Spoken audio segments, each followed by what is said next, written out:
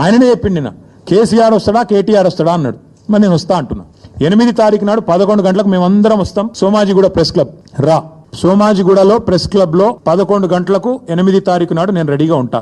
మీ పాలనకి, మా సంక్షేమపు పాలనకి, ప్రజా పాలనకి తేడా ఏంటిది అనేటటువంటిది నువ్వు ప్రెస్ క్లబ్ లా రైతాంగం మీద మాట్లాడతా అని చెప్పి మరి 8 తారీఖు రోజు ఏదో ఆయన ముహూర్తం పెట్టినట్టున్నాడు. 8 తారీఖు చాలా దూరం ఉంటది కానీ అందులో 4 గోడల మధ్యలో ఎందుకు, బహిరంగంగానే బజార్లనే ఈ రాష్ట్రం కోసం ఆత్మ బలిదానాలు చేసుకున్నటువంటి అమరవీరుల సమాధుల పునాదుల మీద అధికారంలోకి వచ్చి ఆ రోజు వాళ్ళ అడ్రస్లే గల్లంతేనే అని చెప్పినటువంటి మీ యొక్క దరిద్రపు పరిపాలనని, మీరు చేసినటువంటి రాచరికపు వ్యవస్థని అదే అమరవీరుల సాక్షిగా అడగనీకే కడగనీకే మేమందరం ఇక్కడ కూర్చున్నాం.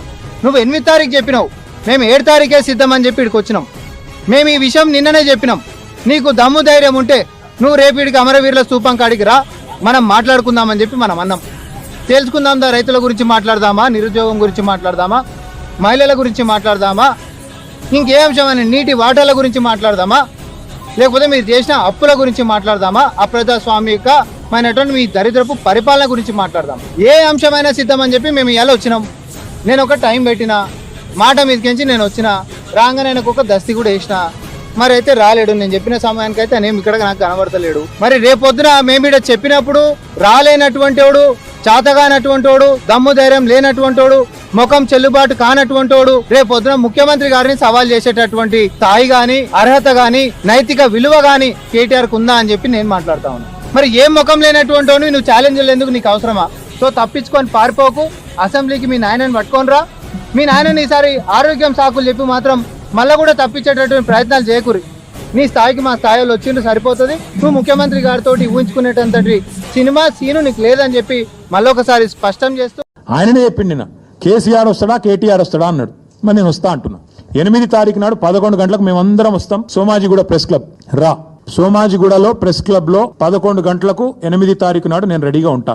మీ పాలనకి, మా సంక్షేమపు పాలనకి, ప్రజా పాలనకి తేడా ఏంటిది అనేటటువంటిది నువ్వు ప్రెస్ క్లబ్ లా రైతాంగం మీద మాట్లాడతా అని చెప్పి మరి 8 తారీఖు రోజు ఏదో ఆయన ముహూర్తం పెట్టినట్టున్నాడు. 8 తారీఖు చాలా దూరం ఉంటది కానీ అందులో 4 గోడల మధ్యలో ఎందుకు, బహిరంగంగానే బజార్లనే ఈ రాష్ట్రం కోసం ఆత్మ బలిదానాలు చేసుకున్నటువంటి అమరవీరుల సమాధుల పునాదుల మీద అధికారంలోకి వచ్చి ఆ రోజు వాళ్ళ అడ్రస్లే గల్లంతేనే అని చెప్పినటువంటి మీ యొక్క దరిద్రపు పరిపాలనని, మీరు చేసినటువంటి రాచరికపు వ్యవస్థని అదే అమరవీరుల సాక్షిగా అడగనీకే కడగనీకే మేమందరం ఇక్కడ కూర్చున్నాం. నువ్వు 8 తారీఖు చెప్పినావు, మేము 7 తారీఖే సిద్ధమని చెప్పి ఇక్కడికి వచ్చినాం. మేము ఈ విషయం నిన్ననే చెప్పినాం. నీకు దమ్ము ధైర్యం ఉంటే నువ్వు రేపు ఇక్కడికి అమరవీరుల స్తూపం కాడికి రా, మనం మాట్లాడుకుందామని చెప్పి మనం అన్నాం. తెలుసుకుందాం, రైతుల గురించి మాట్లాడదామా, నిరుద్యోగం గురించి మాట్లాడదామా, మహిళల గురించి మాట్లాడదామా, ఇంకే అంశమని నీటి వాటాల గురించి మాట్లాడదామా, లేకపోతే మీరు చేసిన అప్పుల గురించి మాట్లాడదామా, అప్రజాస్వామికమైనటువంటి మీ దరిద్రపు పరిపాలన గురించి మాట్లాడదాం. ఏ అంశమైనా సిద్ధమని చెప్పి మేము ఇలా వచ్చినాం. నేను ఒక టైం పెట్టినా, మాట మీదకించి నేను వచ్చిన రాగానే ఆయనకు ఒక దస్తి కూడా వేసిన. మరి అయితే రాలేడు, నేను చెప్పిన సమయానికి అయితే నేను ఇక్కడ నాకు కనబడతలేడు. మరి రేపొద్దున మేము ఇక్కడ చెప్పినప్పుడు రాలేనటువంటి వాడు, చాతగానటువంటి వాడు, దమ్ము ధైర్యం లేనటువంటి వాడు, ముఖం చెల్లుబాటు కానటువంటి వాడు రేపొద్దున ముఖ్యమంత్రి గారిని సవాల్ చేసేటటువంటి స్థాయి గాని, అర్హత గాని, నైతిక విలువ గాని కేటీఆర్ కుందా అని చెప్పి నేను మాట్లాడుతా ఉన్నా. మరి ఏం ముఖం లేనటువంటి వాడు నువ్వు ఛాలెంజ్ ఎందుకు, నీకు అవసరమా? సో తప్పించుకొని పారిపోకు, అసెంబ్లీకి మీ నాయనని పట్టుకొని రా. మీ నాయనని ఈసారి ఆరోగ్యం సాకులు చెప్పి మాత్రం మళ్ళీ కూడా తప్పించేటటువంటి ప్రయత్నాలు చేయకూరి. నీ స్థాయికి మా స్థాయిలో వచ్చిండు సరిపోతుంది. నువ్వు ముఖ్యమంత్రి గారితో ఊహించుకునేటంతటి సినిమా సీను నీకు లేదని చెప్పి మళ్ళొకసారి స్పష్టం చేస్తూ